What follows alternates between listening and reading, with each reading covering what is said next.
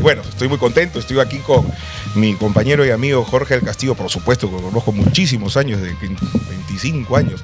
¿Te cargó? Jorge, sí. ¿Te cargó? Muchísimas gracias por estar aquí en Relación Abierta. Encantado. Este canal es como si fuera mi canal. Tenía un programa antes acá. Sí, yo recuerdo que estabas aquí haciendo tu programa día a día, ahí haciendo la resistencia mediática al otro lado, ¿no? Cuando combatíamos a los rojos, ¿no? Mientras unos combatíamos, otros se escondían. Sí, pues, es cierto. Pero hoy día todo el mundo levanta cabeza, ¿no? Por supuesto, pero cuando las papas queman, mucha gente se esconde. Yo lo recuerdo perfectamente. Antes de entrar a los temas políticos propiamente, quería preguntarte algo que me atañe a mí, por supuesto, siempre haciendo el disclaimer correspondiente, ¿no? El personero legal del Partido Aprista saca 11.000 apristas, ¿no? Ya los prolegómenos de eso te encargarás de decirlo, querido Jorge, pero lo que ha pasado hoy día es que ha habido una audiencia en el Jurado Nacional de Elecciones y se han presentado muchos abogados. Ciertamente el que me representó fue Humberto Abanto, que estuvo brillante, al igual que tú, en sus intervenciones, y otros compañeros, como el compañero Gilberto Carrasco, por ejemplo, él es de Lambayeque, ¿no? Y se esgrimieron, se expusieron los argumentos correspondientes. Pero además también estuvo dicho personero, que también dio algunos argumentos prácticamente en contra de que regresemos a los 11.000. ¿Qué pasó hoy día en el Jurado Nacional de Elecciones y cómo ves tú la situación? ¿Cómo crees que vaya a fallar finalmente el pleno del Jurado de Elecciones, del Jurado Nacional? Esto es una cosa paradójica, ¿no? Mientras en algunos partidos hay un montón de gente falsa, ¿no? Nombres falsos, ¿no? Allí en el APRA sobran los auténticos, ¿no? Claro, nos votan. Pero una persona con mal criterio, con intención de hacer verdaderamente un fraude, para decir las cosas como son, sacó a 11.000 compañeros del padrón. Entonces, ante la presión de todo el partido, él pide que regresen y el ROP dice, sí, regresen, pero no pueden elegir ni ser elegidos. O sea, tú estás en el padrón, pero no puedes votar ni ser candidato, según esa disposición, lo cual es absurdo. Entonces hoy día ha habido una audiencia, hemos estado 5 abogados defendiendo el tema por diversos, a mí me tocó defender la parte institucional del partido, como en tu caso Abanto, con gran presentación, y el compañero Carrasco también, y Ruhlmann hizo lo suyo. Ruhlmann hizo como tenía que hacer, no podía hacer menos. Y otro doctor puso la cara. Claro, y otro doctor Bravo también lo hizo bien, pero todo estaba perfecto. Cuando interviene el personero del partido, Pimentel, no lo puedo creer, y nos ha dejado a todos estupefactos. Increíble. Cuando se suponía que él iba a avalar la restitución de los 11, salió poniéndose, pese a que una semana antes había pedido la restitución, porque justamente el ROP resuelve a petición de él tanto la salida como después el regreso, pero sin derechos. Bueno, esto se resolverá en los próximos días. Yo confío que esto se resuelva bien por varias, no voy a poner la argumentación, pero desde el momento, por ejemplo, a que a ti te sacaron, ¿a ti alguien te notificó? No, de ninguna manera. No por derecho administrativo. No te dejó derecho de defensa. De ninguna manera. Claro. Bastaría eso para ganar su amparo, ¿no es cierto? Ya, no doy más argumentos, pero creo que eso es lo válido. Pero lo importante que yo le hice recordar al presidente del jurado, que él había dicho, pues sí lo dijo, que el APRA es el único partido que elige a sus dirigentes y a sus candidatos por la votación de su militancia. Todo lo más es a dedo. O porque son dueños del partido, o porque han alquilado el partido, porque alguien se lo regaló, porque le da la gana.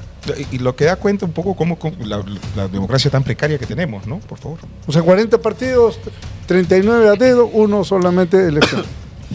Yo quisiera hacer una pregunta. Quizás ambos, ¿no? Cerca.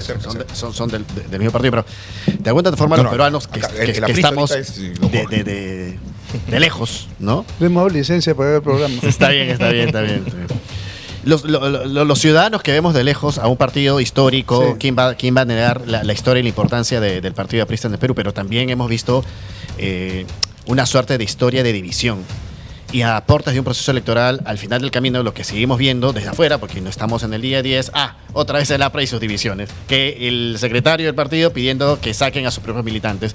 Esto no ahonda justamente en ese concepto de que el APRA finalmente no ha pasado por un proceso de reestructuración y de unidad que tanto se pedía. Hay varios partidos que tienen dueño y se han dividido.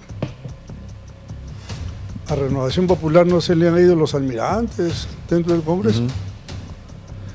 A Hernando de Soto no se le ha ido también el que estaba asociado con él.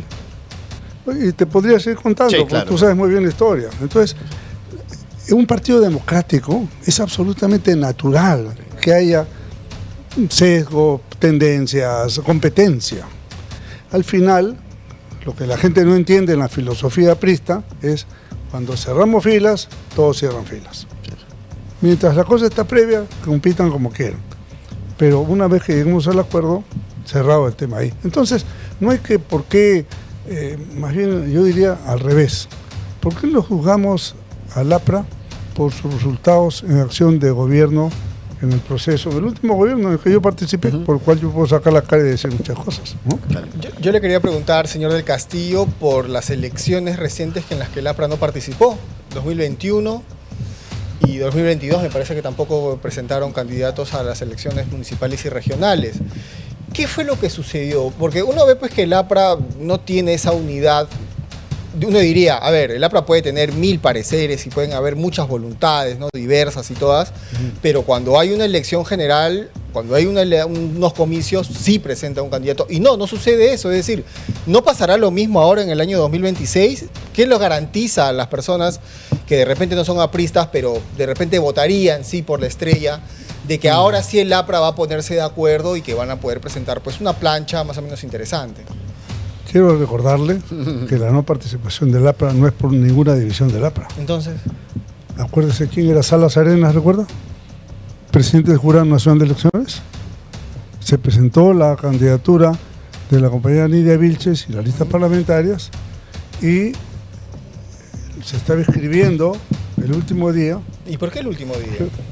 porque las cosas se pueden hacer si Porque se es el quiere Perú. hasta el último día, si no, pues para qué hay último día. Entonces, Un Jorge Chávez- partido con más de 100 años Bueno, de fundación, pero con vaya, tantos militantes, a ver, yo he sido- hacerlo el último yo- día. Yo he sido personero muchos años del APRA. Entonces, a veces, efectivamente, se llevaba por partes, se iba el último día. Y cuando uno entra al banco, ¿no? Entras al banco, cierran la puerta a las 6, pero te quedas hasta que te atienden. Pero acá no, acá las computadoras se apagaron a las 12 de la noche y punto. Como estaba todavía medio terminar, fue el jurado a ver cómo se resuelve. Quedó 2-2 y Salas Arenas dirimió en contra del APRA. No participa. Y no solamente contra el APRA, al PPC también le hizo lo mismo. Creo que Limpiaron hasta, la cancha. creo que hasta Popio Olivera lo sacaron. Antes de que Humberto haga su Entonces, pregunta. pero lo interesante que en el año siguiente, 2022. cuando el APRA no tenía inscripción porque la había perdido por eso, Perú Libre le pasa lo mismo.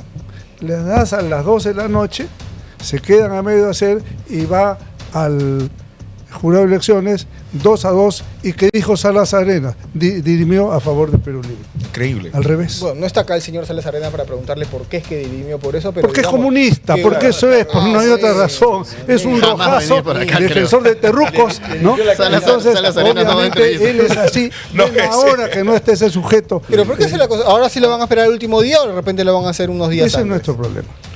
Ahora, yo sí, antes de pasar a Humberto, yo quería complementar algo, ha sido muy enfático don Jorge del Castillo, pero hay un incentivo perverso, ¿no? Es decir, claro, los partidos que deliberan, que tienen discusión, que tienen debates, evidentemente se demoran muchísimo más para tomar acuerdos. Y claro, llega el último día porque es mucho más complicado, porque hay asambleas, porque uno no te gusta, porque el otro sí. Pero claro, los partidos que tienen dueño en mano militar, y claro, lo puedes hacer en los tiempos que quieras. Es decir, hay incentivos perversos para generarle mejores caminos y limpiarle finalmente Mira, una el acotación, destino a los... mira, por ejemplo, a nosotros, los que tienen, sí. para que nuestra elección sea válida, es el 10% de los electores. Nosotros mismos nos hemos puesto la valla porque somos No, democráticos. pero claro. sí dice la ley. 10% de los electores. Si hay 50.000 electores, entonces por lo 50.000 afiliados, por lo menos 5.000. Pero en los que van por delegados, si tienes 20 delegados, basta que asistan el 10% de 20. Dos. Dos hacen toda la lista. Imagínate. Si son 100 delegados, lo hacen 10, 11.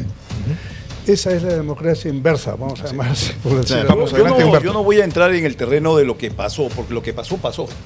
Ya no Ya lo hay pasado, forma, pasado. ya no hay forma de Vamos a ya no hay forma de cambiar lo que ha pasado. Pero lo que sí, yo, a través de mi vida, yo tengo 65 años, yo me he enfrentado con ustedes en las aulas estudiantiles, Alex Pinedo, Humberto Laechea, en la Facultad de Derecho de San Martín, recordará usted la famosa toma de la Universidad de San Martín en Santa Anita. He estado en elecciones internas en relaciones industriales en Huancavelica, de la misma San Martín, y yo conozco cómo han operado ustedes siempre con una fuerza inusitada, un poco común, pero no importa, porque yo creo que el APRA, en su condición de parapeto, de muro de contención al comunismo, ha tenido que inventar una serie de formas que de una u otra forma los han mantenido tan unidos y tan sólidos como son. Yo respeto al APRA. Yo he tenido la oportunidad en estos últimos 2 años de entrevistar a 7 apristas. A Juan Diego Galarza, a Enrique Valderrama, a Luis Balqui, a Mauricio Mulder, a Belén García, a Pepe Lucho Delgado y a Carlos Balqui, hijo de Luis Balqui. Y lo que tengo que reconocer y tengo que felicitar a la partida aprista es el hecho de la evolución que ustedes han sufrido. Yo estoy seguro que si Víctor Raúl de la Torre estuviera vivo, ya no sería tan socialdemócrata, sino de repente sería un poco liberal.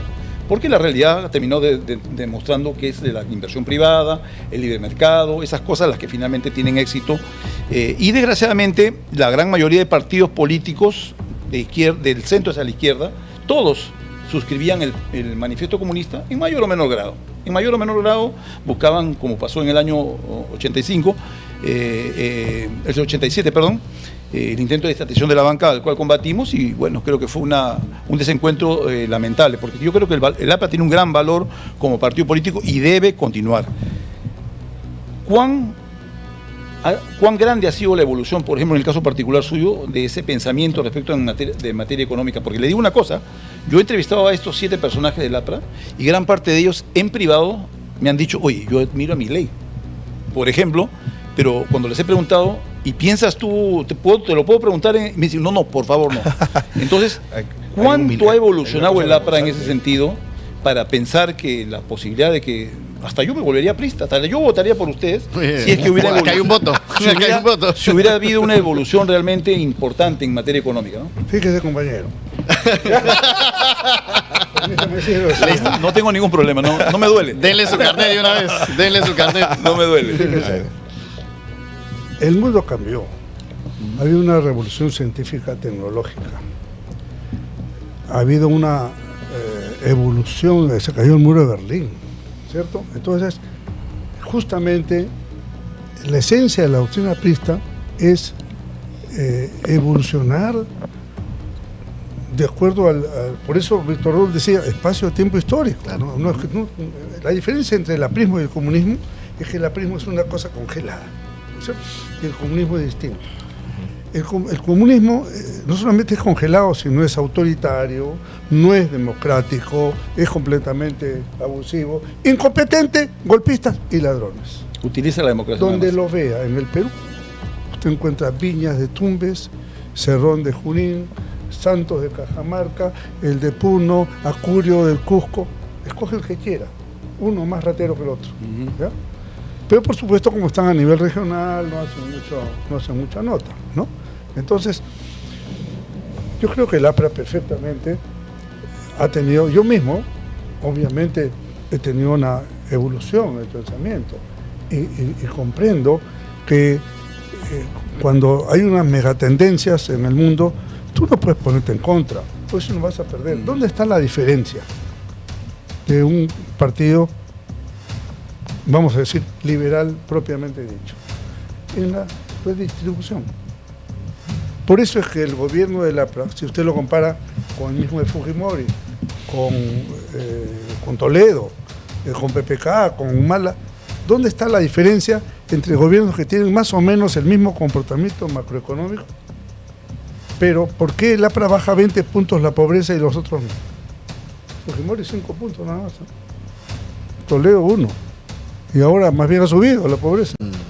¿Por qué? Porque nosotros aplicamos una política de recepción de la inversión pública, privada, peruana o extranjera para generar empleo, y el empleo fue el mecanismo de redistribución, no bonos ni regalos.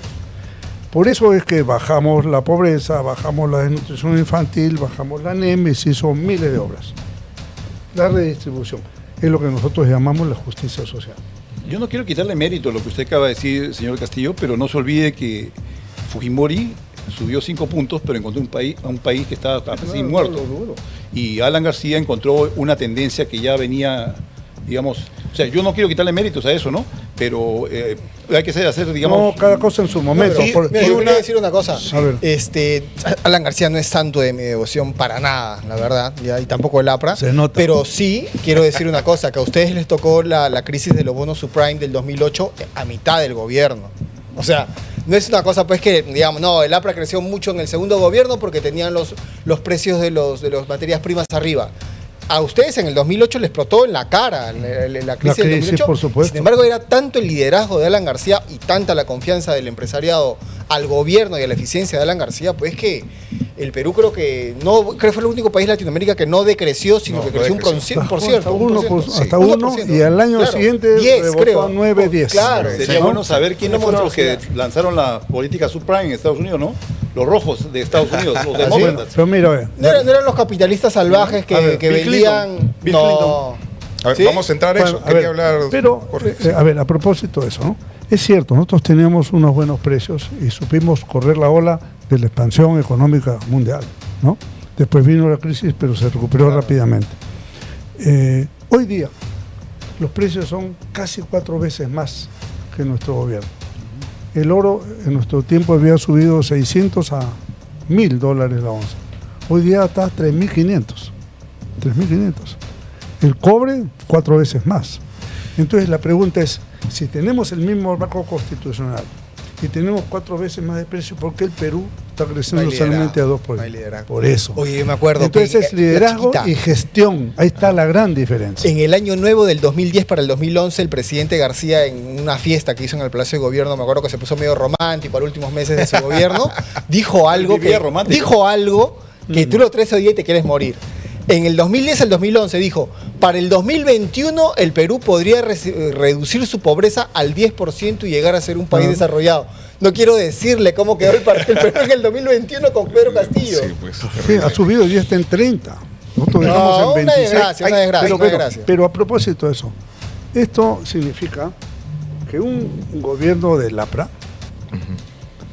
con gente, vamos a decir nosotros que estamos claros en el pensamiento, en la evolución, en las cosas, daría un nivel de confianza al país que se reactivaría el Perú muy rápidamente. El Perú lo que necesita es estabilidad y confianza. Con esos dos elementos, Liderazgo. todo, por eso, pues, pero solamente se consigue estabilidad y confianza hacia el liderazgo. Usted pone un 11 ahí y no hay ni estabilidad ni confianza, ¿no es cierto? Entonces, una buena decisión de gobierno nos lleva a decir, mira, ve, acá, esta es la ruta y este es el objetivo nacional. Si eso funciona, los agentes económicos grandes, chicos, pequeños, el Perú va a crecer 8, 9, 10%, como en ese tiempo. Y si eso crece, habrá seguridad, habrá educación, habrá salud, habrá todo lo que queramos. Jorge, quiero proponer a la mesa la siguiente reflexión. Y a propósito de la fecha, además, creo que es importante tu presencia porque tú te has enfrentado a los dos personajes más representativos, o por lo menos de una etapa de la historia contemporánea del Perú. De un lado el Fujimori, ¿no es cierto?, contra el cual fuiste un duro opositor, incluso hasta el propio Vladimiro Montesinos, ¿no? Te había echado el ojo para tratar de controlarte o pretender controlarte, ¿no? Estaba muy preocupado por tu liderazgo dentro del Parlamento. Y de otro lado, por supuesto, Ismael Guzmán, con el terrorismo, ¿no es cierto? Sí, pero además, tú fuiste además alcalde de Lima el año 1986. Cosas de la vida. A veces es caprichoso el destino. Prácticamente muere Fujimori y Ismael Guzmán en estas fechas, ¿no? Y la señora Fujimori ha sacado un monumento a modo de mausoleo, ¿no es cierto? Y algunos dirían, oiga, ¿por qué el señor Fujimori sí tiene derecho a un mausoleo y no tiene derecho el señor Abimael Guzmán? ¿Cuál es tu percepción sobre el tema y por qué algunos, desde mi punto de vista, irresponsables, creen que están más o menos en el mismo nivel? ¿Cómo analizas eso antes de pasar a Rafael? Es absurdo poner el mismo nivel, no ni una cosa ni con las otras, ¿no?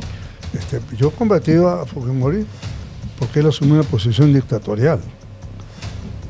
Inclusive, hasta fui testigo en el juicio contra Fujimori. Sí, lo recuerdo. Pero cuando falleció Fujimori, fuimos a sus exequias, una delegación del partido. Te acompañé. Porque nosotros yo el fujimorismo lo respeto en la medida que se maneja en la ruta democrática. Y yo creo que ellos han entendido bien que no pueden repetir esa historia. Me dirán que estuvo bien, todo lo que tú quieras, eso es harina en otro costal. El tema es que los demócratas tenemos la convicción que la democracia, para bien o para mal, pero siempre debe respetarse, ¿no? Y esto incluye libertad de prensa, incluye derechos ciudadanos, libertades, etc. Y por supuesto la economía también. Eso es un punto importante. Ahora, lo de Ismael es distinto, pues es un genocida, es un criminal, es una persona que ha matado a miles de peruanos y las víctimas más afectadas fueron los altoandinos, los quechohablantes, los pobres, los campesinos, a los cuales le mataban sus llamas, sus corderos. Entonces, eso no se puede perdonar. Así como en Alemania no perdonan el nazismo. Aquí pues no se puede perdonar eso es imposible.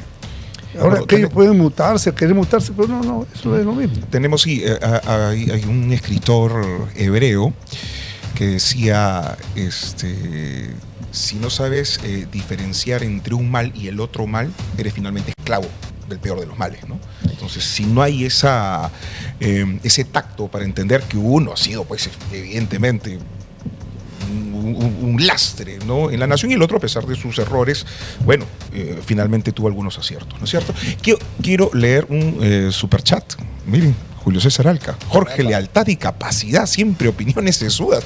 Los mejores deseos, cuenta con mi apoyo siempre, maestro. Ay, a San Marquino, seguimos tu camino. A propósito de eso, Jorge San Marquino. Soles, Está emocionado. Ha venido con la portátil. Con la portátil. Buena. Por favor, Henry, adelante. Jorge, a ver, voy a llegar a la pregunta del tema de Ismael Guzmán, pero lo voy a hacer desde otro punto de vista. En el Perú es claro de que un sector al cual tú vas a querer llegar, imagino, para que en la campaña presidencial, son los jóvenes. Y es claro que el voto de jóvenes entre 18 y 25 años es un voto duro, pero es un voto que hoy hay una encuesta que justo salió ayer, que, por ejemplo, el 50% más del 50% de estudiantes universitarios les interesa poco o nada la política y las elecciones presidenciales que vienen.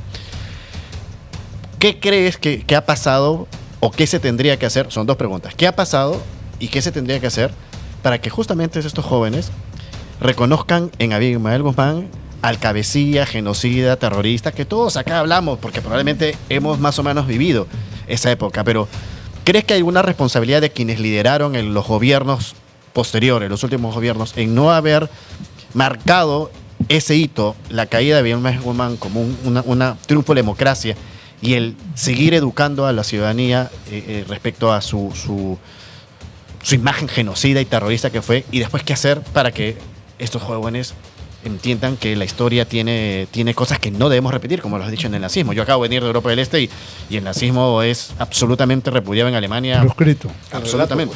Y está claro. Y está clarísimo. No aquí que hay no. cierta tibieza. Mira, eso del 54% es bien relativo. Siempre ha sido así. Las grandes mayorías viven de espaldas a la realidad nacional y menos a la política. Y no solamente ahora, cuando yo estaba en la universidad, hace 50 años, era igual. Un grupo hacíamos política y otro grupo cero. Y eso te digo, después, cuando viene justamente el senderismo, las universidades cortan la posibilidad de desarrollo político. Y hoy día estamos viendo las consecuencias, pues. Los jóvenes aprendíamos de política en la universidad. Eso se ha reducido a la mínima expresión en estos tiempos, porque si tú hacías política te votaban de la universidad. ¿Pero quién es responsable de eso? Mira, yo creo que ha habido una indolencia generalizada, ¿no? Pensaron que acababa el tema, que se ha muerto el perro, se acabó la rabia. No, porque es una lucha en el campo de las ideas. Y eso se tiene que combatir con ideas. Entonces no basta que nosotros le digamos malditos, genocidas, no, hay que combatirlos con ideas. Eso es lo que el APRA ha hecho toda su vida, lo que usted ha dicho, un muro de contención del comunismo. Le gusta o no le gusta a alguna gente, pero eso es la verdad, el APRA ha hecho en gran parte de su vida eso. Entonces, cuando no se incorpora en la currícula escolar este tipo de información, los jóvenes ni saben. Una vez salió una encuesta en televisión, ¿no? y decían, con la foto de Ismael Guzmán, creían que era un cantante, no sé, una tontería así. No tienen idea, ¿no? Entonces, por eso es que yo creo que hay que hacer mucha docencia política. Ahora a los jóvenes, entonces sale Vizcarra con el Pato Donald, yo qué sé, y a los chicos se vacilan con eso. ¡Ah, qué buena Ahora vamos a gente! entrar, ¿No es cierto? Sí. ¿Y por qué no le damos un poco más de relleno intelectual, cultural y por último de su vivo interés? Esto que hemos hablado de la economía hace un momento, cada puntito que uno eleva son decenas de miles de puestos de trabajo nuevos, que en este momento no se están dando. Hoy día hay 300.000 jóvenes que se agregan a la población económicamente activa y solamente hay chamba para la mitad. Sí. ¿Qué hacemos con eso?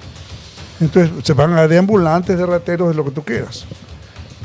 Entonces lo que hay que hacer es crecer más el Perú para redistribuir vía trabajo. Entonces al chico hay que decirle, mira, a ver, a esos que, por ejemplo, ni saben qué es el APRA, ni saben de nuestro gobierno porque eran niños, pues, ¿no? Un chico que tiene hoy 20 años, ¿no? 19 años, tenía un año cuando era nuestro gobierno. Entonces, hay que explicarle. Oye, tú vas de Villa El Salvador de San Juan de Lurigancho, ¿en qué vas? En el tren eléctrico, allá.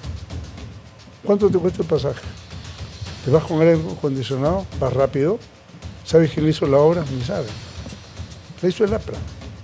Fue iniciativa de Alan García. Estamos hoy día felices con la población, con la producción agropecuaria, que produce 13.000 millones de dólares anuales de agroexportación. ¿De dónde nació eso? De Chavismo Chic, hecho en el primer gobierno. Y en el segundo gobierno hicimos Olmos, que le da 1.000 millones adicionales ahora. Entonces no es que se cayó solo.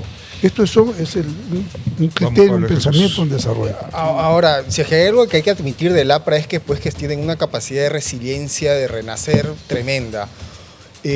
¿Cómo hacer, pues, que el APRA vuelva a convencer al electorado peruano, que ahora es completamente distinto por temas generacionales, para que vuelvan a elegir por él y vuelvan a confiar en él, vuelvan a marcar la estrella, sí, ya no teniendo una figura tan poderosa como Alan García, ¿no? Claro. Uno decía, yo me acuerdo cuando fue elegido en el año 2006 Alan García, en su segundo gobierno, yo tenía 16 años, era que era casi imposible pensar hace 5 años, me decían las personas adultas, de que Alan García o el APRA volvieran al gobierno porque el primer gobierno fue un desastre apocalíptico. ¿Ok? El primer gobierno, pueden aceptar de repente que el primer gobierno dejaron al Perú con la inflación más alta del mundo, con una corrupción tremenda. Me acuerdo, siempre me comentaban que los compañeros apristas abarrotaban todas las empresas del Estado que existían en ese momento, ahora ya no, porque se privatizaron con Alberto Fujimori, y que el Perú lo habían dejado fundido en el primer gobierno. Sin embargo, volvieron al gobierno en el segundo, lo hicieron excelentemente bien, para algunos de repente dicen que no, pero ¿cómo hacerlo ahora? Digamos, ¿cómo convencer ahora al electorado peruano y cómo hacerle recordar de las cosas buenas que tiene el APRA, sin lugar a duda? Hace un momento mencioné Chavismo Chic, ¿no? Ya. Que da 150.000 puestos de trabajo. Pero un chico de 20 años le dices, oye, Chavismo Chic, te dice, mira, yo no sé qué es eso. Sí, posiblemente, ¿no? En el marco del conocimiento de la gente. Ustedes, no, yo creo que justamente lo que acabo de hablar. Si al joven nosotros le ofrecemos trabajo, porque el chico sale de la universidad y termina de mototaxista, ¿no es cierto? Porque no sabe qué hacer, no encuentra dónde trabajar. Y creo que esa es su mayor expectativa, y eso hay que hacer un poco de docencia. Y justamente los medios tienen que jugar un rol fundamental en este tema. Porque si vamos a hacernos, porque el que baile, el que cante, el que juega el Pato Donald, lo que sea, Mickey Mouse, no, pues por ahí no va. Eso es una cosa simpática. Pero aquí, oye, trabajo, yo creo que sustancialmente cualquier joven normal quiere terminar sus estudios y conseguir un trabajo. Una chambita. Y desarrollarse, una chamba, ¿no es cierto? Eso se puede hacer si hay un buen desarrollo económico y un crecimiento. Eso es lo que nosotros podemos ofrecer. Ahora, esto requiere una estrategia y le reconozco. De repente yo a mi edad es más difícil que yo comunique esto. Renzo lo puede hacer de repente con más facilidad que yo. ¿Por qué? Porque es más joven y también está en el vacilón de saberle decir a la muchacha en sus términos, en sus códigos, ¿no? Eso es muy importante. Pero bueno, ese es el arte de la política. Entonces yo le puedo decir, a ver, mucha gente vota, pero los muchachos votan por las caras nuevas. Dicen, no, ya los políticos, ya no. Y yo le contestaba, oye, pero distingue a los políticos de éxito con los que no son políticos, son politiqueros, se han metido por la ventana a la política. Entonces dicen, los rostros nuevos. Bueno, yo le contesto así, Alejandro Toledo era rostro nuevo. ¿Dónde está? En la cana. Y Ollantumala era rostro más nuevo todavía. ¿Dónde está? En la cana. Y Pedro Castillo, más nuevo que nadie. ¿Dónde está? En la cana. Hay tantos rostros nuevos. Y Vizcarra va a regresar a la cana. También otro rostro nuevo. Yo creo, discúlpame, Sí, yo creo adelante. que el gran reto, el gran reto que se tiene es contrarrestar el relato que ha hecho la izquierda durante tantos años. Ellos son muy buenos para eso, ¿no? Ellos son muy buenos para convertir en malas palabras determinadas palabras. Acuérdense que lucro, capitalismo, todas esas cosas liberal eran palabras, malas palabras. Sí. Pero ¿cómo Pausa hacemos? antes de que Hasta mandes? que no los tocaba a ellos. Un ratito, vas a seguir, por supuesto, con tu pregunta, pero quiero leer este superchat. Otro. Sí, Jorge, urge partidos serios, el APRA tiene que unirse. Ahora vamos a hablar sobre esto. Adelante, por favor. Por ejemplo, lo que yo El observador azul. a donde yo iba Gracias. era al tema, por ejemplo, ¿qué pasó en Argentina? Argentina, ¿quién se iba a imaginar que un solo hombre con expert en la Cámara de la Cava en Buenos Aires pudo pararle la aprobación del presupuesto al peronismo, ¿no? Al kirchnerismo? 2 personas. Claro, luego hubo los arreglos del caso y finalmente se aprobó el presupuesto del kirchnerismo. Pero ¿crees tú que es necesario, va a ser necesario que aparezca un personaje como Milei para ganarle a un grupo tan potente como el peronismo, tan enraizado en el ADN del argentino? Porque desgraciadamente, aparentemente, a través de propuestas, plataformas y palabras, va a ser difícil convencer a esta nueva juventud, ¿no? Es difícil, pero mira, a ver. Yo te soy sincero, yo no soy partidario de Milei, porque me parece que tiene rasgos autoritarios. ¿En público y en privado o solo en público? No, siempre. Ah, ya. Estamos en público, ¿no? Ahora, ¿qué es lo que sucede? Y la prueba, mira, la política es el arte de los diablos. Entonces tú no puedes ir así como un garrote para hacer las cosas. La prueba es que el domingo perdió una elección. Y mira, y un año, ¿cuánto tiene? 1 año y medio, una cosa así. Este es el preámbulo de lo que se viene. O sea, Milei puede ser un desastre Las político legislativas. dentro de poco tiempo. No, Entonces, pero finalmente es un desastre para Argentina, Ahora ¿no? venir a las bueno, legislativas. como diría el ahora. peronismo, sí, ¿no? pues, pero por supuesto, pero lo que pasa es que el peronismo hizo pues chichirimijo la economía argentina. Ahí por ejemplo, me consta a mí, hay unos tipos que se llaman los piqueteos, ¿ya? Que salían por las calles, empezaron recogiendo papeles, pues era su trabajo, ¿no? Cartillas, cartones, papeles, pero cerraban la pista que le da la gana, entonces tenían bloqueado. Un gobierno les dio una subvención para que no cierren las pistas, ¿no? Así era la cosa. Después exigieron estar en la lista del Congreso del Partido Justicialista y estuvieron, ¿no? Entonces, la gente, el pueblo argentino sano, harto de eso, elige a Milei, porque es, mira, estos vagonetas, porque la verdad que son unos vagonetas tremendos, se han cargado el presupuesto y encima son ladrones, pero hasta la pared enfrente. 40 millones de cheques pagados por 20 millones de ¿Te contribuyentes. acuerdas? Esa es la realidad a argentina. unos agarraron tirando una bolsa con dinero dentro de un convento. Ah, sí. Hoy Bueno, no pasó nada. No pasó nada. Antes de pasar a la pregunta de Henry, voy a leer esto para que vean que no soy cegado. Bueno, soy cegado, pero a ver, trato de que las cosas se pongan a ver en un nivel interesante. El problema, dice Pablo de la Rosa, te va a mandar al Búfalo. El problema del APRA es que no son un equipo, ellos juegan solos, cada uno tira para su molino, son egoístas y mezquinos, el mismo Alan García como ejemplo principal y no es una falta de respeto. Bueno, un punto de vista hay que respetarlo. Déjalo ahí. Vamos a ver, Henry. Aguanten, aguanten. ¿Qué Déjalo cosa? ahí. Acá somos democráticos. Mira, Jorge, y yo te escucho y claro, siempre escuchar palabras sólidas y autocríticas, porque has expresado autocrítica en varios momentos, no solamente aquí, en varios momentos de diversas entrevistas, te dan la esperanza de que probablemente tenemos de vuelta a un partido como el APRA, insisto, sólido, organizado, estructural y militancia.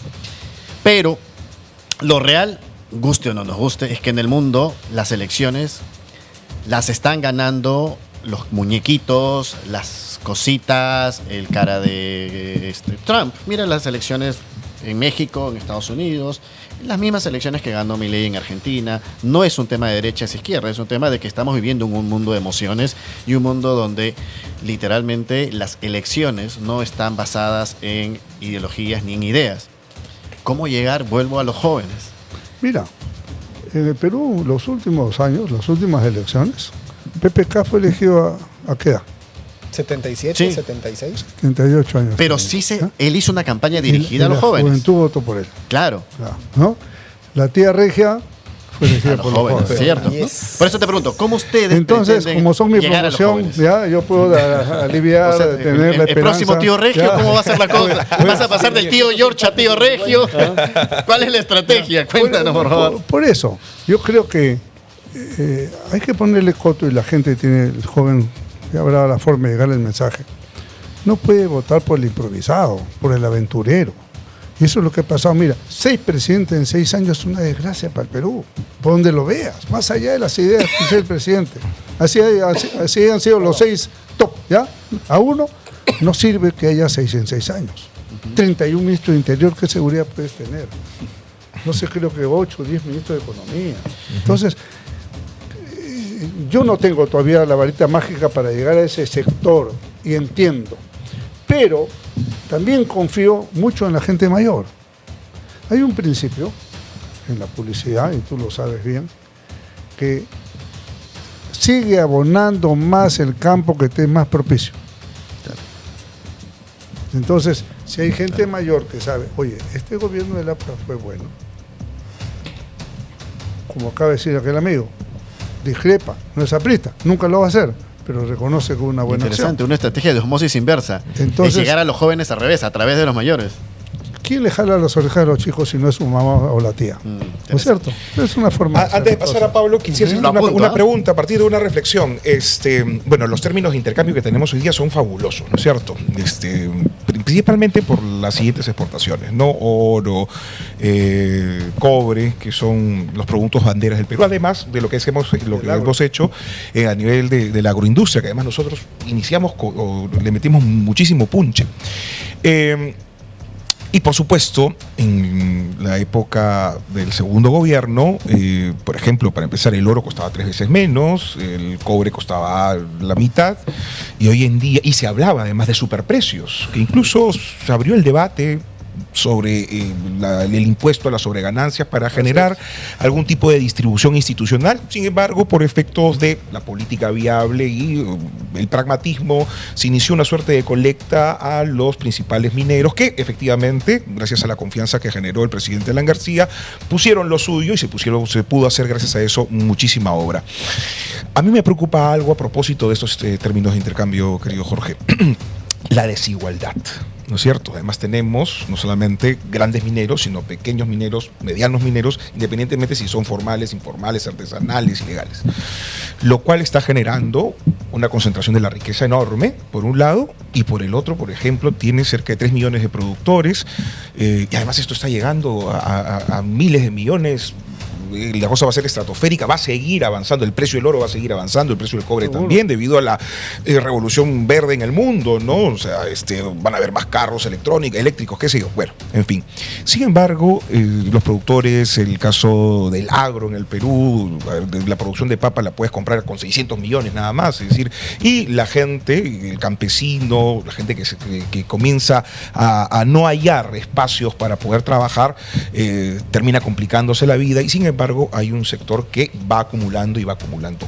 El APRA, que es el partido del pueblo, ¿no es cierto? Es de la justicia social. ¿Qué puede hacer frente a esta situación en donde tienes una acumulación de riqueza aquí y aquí prácticamente no se está redistribuyendo prácticamente nada, ¿no es cierto? ¿Cuál es el impulso que el Estado podría hacer? Y, de ser el caso, ¿cuál es la reforma institucional a nivel de la minería para poder recolectar un poco más, aprovechando justamente estos superprecios que tenemos el día de hoy? No se está redistribuyendo nada porque estamos en una situación media depresiva en general, ¿no? Pero todos los pro gobierno de Boluarte están diciendo que estamos viviendo en el país de la maravilla. No se gana nada. Han dicho 3.1, han dicho, pero todavía no se gana nada. Con eso ni empata. Con esto deberíamos estar creciendo 10%, entonces, imagínate. la única forma de hacer es que haya crecimiento. Ahora el tema es cómo redistribuyes el crecimiento. Ese es el punto. Y la mejor forma es el trabajo, la infraestructura nacional y los servicios públicos. Salud, seguridad y educación. Pero hay algo que hacer con los mineros, con los grandes mineros. Siempre habrá que hacer, pero te digo, vamos a lo estructural, ¿no? Y lo estructural es, nosotros podemos hacer que nuestro pueblo progrese si le damos mejor educación y salud. Eso es básico. Y eso solamente lo das con plata. El APRA, de llegar al gobierno, no va a llegar para redistribuir pobreza. sino como decía de la Torre, hay que generar riqueza para el que no la tiene en lugar de quitarle al que la tiene. Entonces, generamos riqueza por dos rutas. Por ejemplo, en nuestro gobierno la inversión privada crecía 25% anual. Hoy día está en 1%, creo.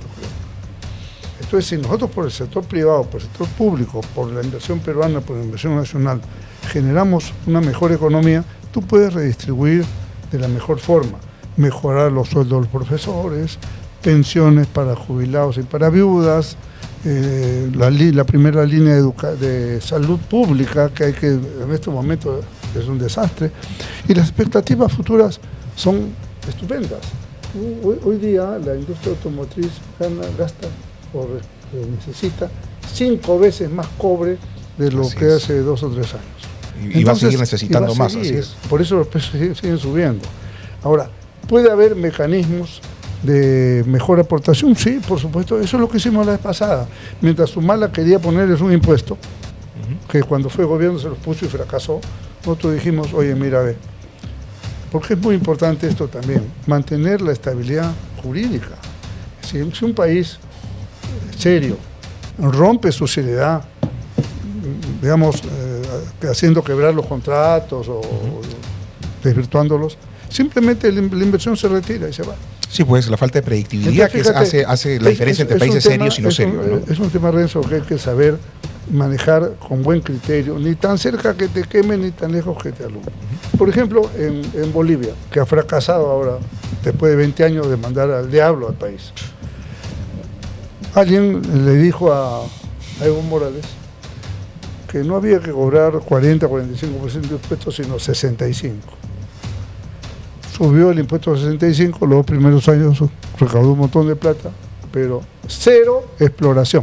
Hoy día Bolivia no tiene gas, por ejemplo. Increíble, ¿no? Se comen las bananas, Un ¿no? país Ahora, gasífero. Usted fue de repente el último primer ministro, porque fue presidente del Consejo de Ministros en el segundo gobierno de Alan García, que más tiempo duró. Me parece que 2 años, 2 meses, 3 meses, 4 meses por ahí. ¿Qué pasó? Porque el primer gobierno, la verdad, el segundo gobierno fue regular.